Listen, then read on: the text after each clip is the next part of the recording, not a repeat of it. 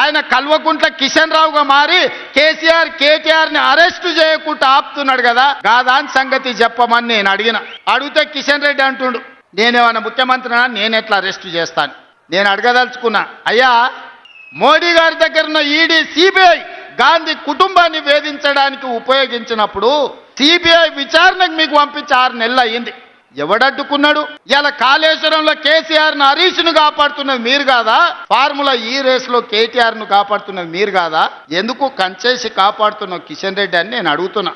అందుకే కిషన్ రెడ్డిని ఇప్పటి నుంచి కిషన్ రెడ్డి అనే సమస్యనే లేదు.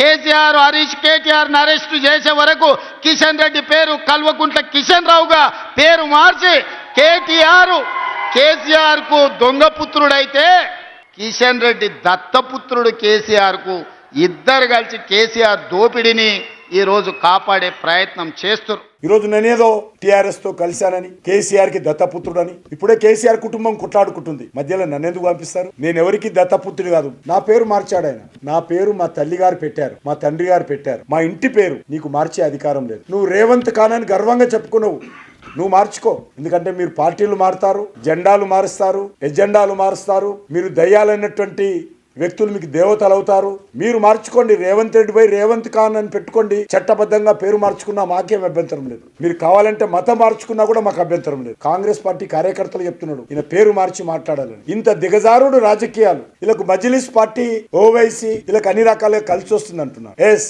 మీరు మజ్లిస్ పార్టీతో కలిసి కాపురం చేసినన్ని రోజులు ఆ కాపురంలో నిప్పులు పోసే పని చేస్తాం మేము.